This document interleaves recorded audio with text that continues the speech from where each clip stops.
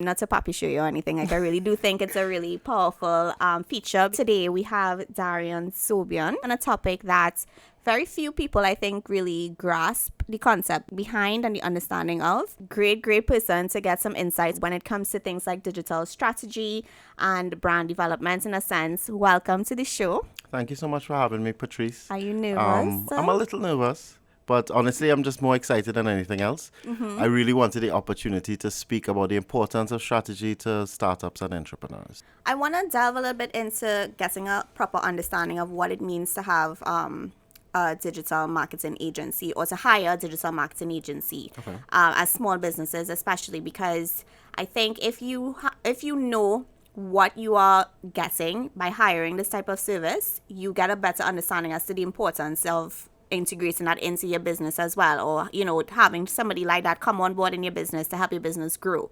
So just in general, if you had to, I guess, give us a definition or an understanding as to what is involved in the advertising agency aspects of things that a business can benefit from, what are some of those things? At the core of it, right? Yeah. An advertising agency is their responsibility is to produce great creative. Right. But all great creative really stems from great strategy, I'd like to say, because it's critical to really have an understanding of who do you want to reach, the different platforms that you have available to you that could benefit your campaign. So one of the key things that we focus on, even when a client reaches out to us specifically for creative execution, is we kind of track them back into exactly what the strategy is behind it, why we're doing what we're doing, and how would be the best way to bring it forward. Yeah. Tell us, what is 10 Caribbean?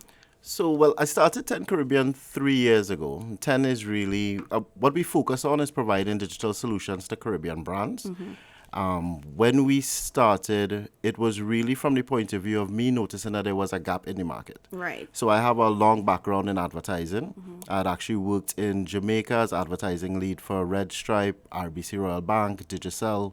I was really excited for an opportunity to come back to Trinidad and work with local brands, and I got that opportunity. So I worked with Caribbean Airlines and Lucasade and Tobago brands. Jazz Festival. So that was all really cool. But what I noticed during that time was that there seemed to be a gap in the market.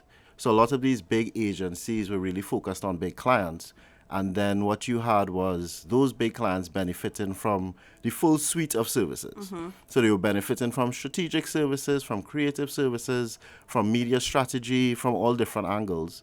And then what you had was like the medium to smaller clients were kind of like falling to the wayside. Right. They were left to fend for themselves. Yeah. So either they were working with creative freelancers who in some cases may have good strategic background as well, or they were just kind of like working with small digital shops that really focused more on execution and strategy. Yeah, because when you hear about advertising agencies, you actually affiliate it with big companies, right? With corporate companies, with corporate budgets that can afford to hire the services of the agency, which I'm told the markup on those are pretty significant. But I think with time, as time has passed and as more creatives kind of come out of the woodworks and form their own businesses, it's gotten a little more of a fluid market to pick and choose the services from. So would that have kind of stemmed for you guys as well as a reason to branch off and have your own smaller knit focused agency? Well, that was a big part of it, but what we wanted to ensure was that these smaller businesses were still getting the benefits of a full agency. So we became like a small agency for small businesses. Right. And I mean, it went really well. It started from the point of view of really us kind of like working on, like we launched in Trinidad, focused on influencer marketing. Then as it evolved over time, I mean, I have to give a big hand to my big brother Jules also, because when we started working on his brands, it became that persons noticed what we did for them and then really reached out to us and said, whatever you guys are doing for Caesar's Army, we want you all to do it for us. Right. So we started doing event marketing campaigns all up the Caribbean and throughout the Caribbean diaspora. And now it's been a question for us with the pandemic, how do we go back to our core strengths as a business? One of the key principles of strategy is really that perspective helps.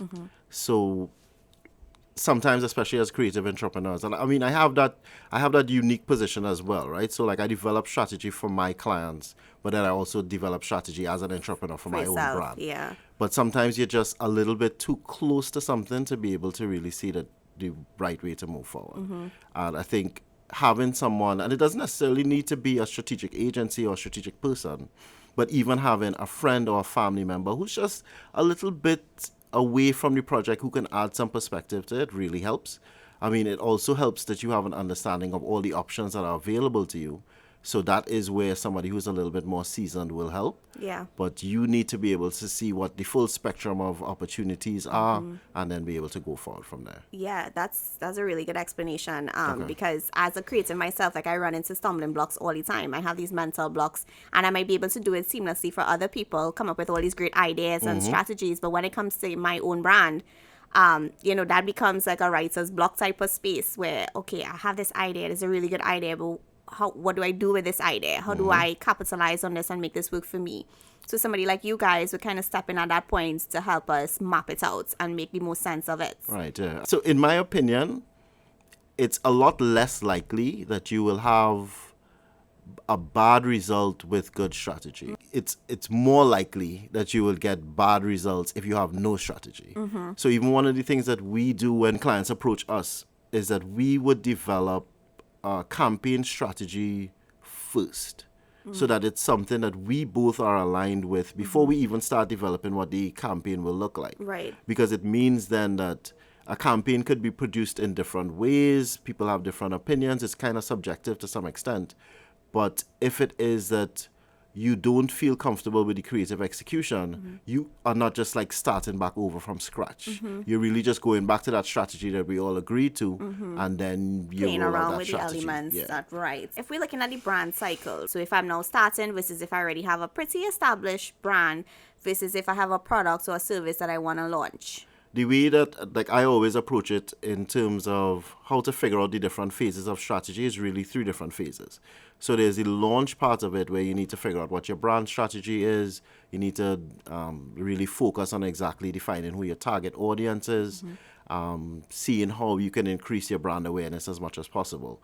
Once you've achieved that through your launch strategy, then you need to start thinking about what your maintenance strategy is. How is it that you're making yourself as easy to find as possible, right? So that also comes through the SEO. Like you need to make sure that persons are constantly finding you. You need to think now less about just the brand awareness and the top of mind awareness. So when people think of businesses in your category, are you one of those businesses that they consider? Right. Right? And then the maintenance, for me, maintenance sounds kind of like, I guess, boring, but you have to think about all the different elements that go into it. Like one of the big things that I've noticed is that persons may get into like a maintenance phase and then start to think that they can, like, they have grandiose plans, but then they don't necessarily have the capacity to execute those plans. So it's taking into consideration all those different things. And then once you get out of launch and maintenance, you start really thinking about the campaign aspect of it. Like if, for example, you are a clothing company and you know that Christmas is coming up and that's one of those key seasons for you, Right. then how are you doing something to really differentiate yourself during the Christmas season and create value for your brand, create value for your customer? So you Yeah. have to think about those different steps along the life cycle of your brand. Oh, that's excellent information because I feel like if I have my business and I just kind of go headfirst into just creating content or just providing services and I don't have some type of model to work within or to work from, it could just be like you just end up spinning top in mud, right? You just do the same thing over and over and before you know it, you're not even progressing. You existing. You might be making any profits, you might be reaching any more people, but you're not even aware of that because you don't have like benchmarks in place or you don't have strategies in place to help you move from one phase to the next or to make sure you're growing along that line. Yeah, it's a very serious thing. And I Yeah. mean, so not like taking off my like digital strategy hat for what I do for my clients now, thinking about my company. Like I remember when we first launched 3 years ago, we really launched with that insight, right? Which is that we wanted to be a small agency for small brands. What happened over time is that more and more we got into event marketing. By the time the pandemic hit, we were 100% event marketing. But it wasn't a strategic decision for us so much.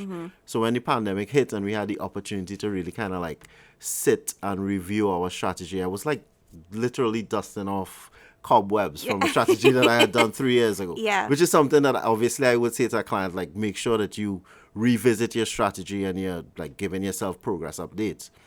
But when I dusted off my old strategy from 3 years ago, I like committed to doing a full month of working on exactly where we were as a brand, focusing on what our key strength is, which is what I would say to everybody in the pandemic now. Like, let's focus less on what your products were and what your core strengths are. And that's what we were able to do to like sustain ourselves through this period and even like really branch out.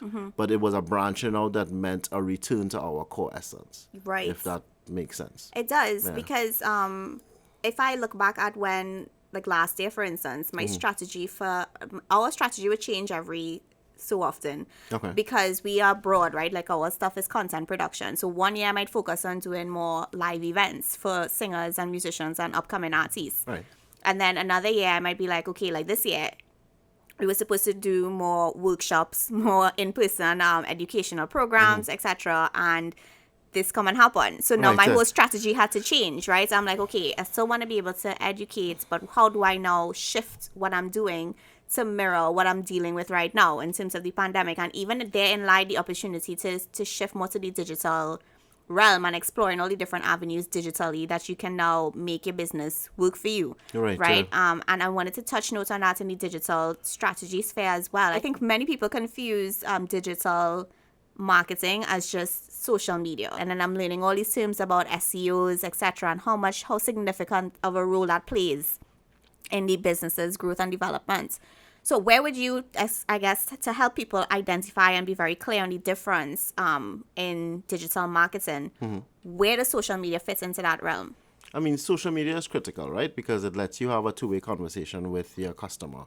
But then you also have to consider that most persons, especially if they're making like a significant purchase, one of the first places that they go to is actually your website. Like they want to have an understanding that this is a credible company that I'm willing to invest in.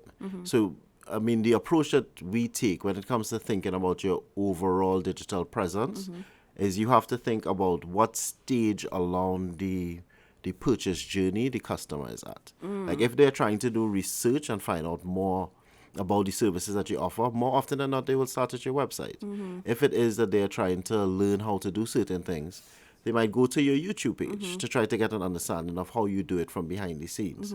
If it is that they just want to get a feel for your brand and they actually are fans of your brand and they want to interact with you over a long period of time, they might rely on your social media page, which is your Facebook or your Instagram. But you have to consider what your overall digital presence is. And as I say, it's really critical, and this is from a business standpoint, making sure that you speak to them at the different points in terms of what they want to hear. Yeah. So it's like that old advertising adage about it's the right message to the right person at the right time, and you have to consider that when you're developing your digital plan. Yeah. How do you sell yourself as a digital strategist, as a go-to digital strategist, for instance? Because I imagine that it's more of a, you help one person, but you can't tell somebody else what you're doing unless you really show them, because I think a lot of people need that.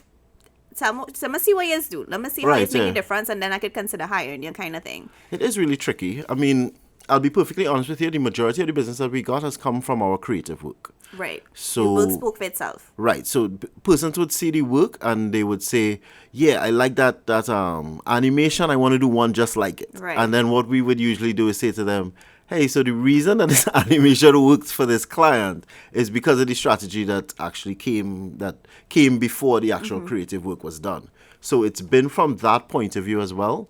But it's really difficult to communicate how strategy works. Like one of the things that I've been working on like over the last few months while I've been refreshing my website is like developing case studies for some of the work that we've done, which I think is the best way to really explain to someone the strategy behind it, the creative execution, and then the results that came out of it.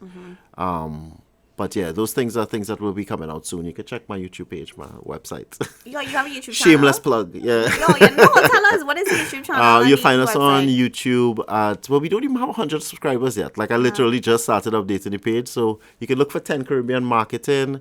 Hopefully we have a custom URL by the time this thing airs. Yeah. But if not, and then the website is just 10caribbean.com. Most digital marketing agencies also the entity that helps you execute this as well. But I think a lot of persons actually tend to focus more on the execution side of it. So for me, it's critical that you're also developing a strategy. So it may be, I mean, the way that we've worked with brands is that even if you have a digital execution partner, is that we would come on almost like a strategic consultant for like a brief 3-month period where we do a strategic intervention and say like, okay, well, we are noticing these opportunities.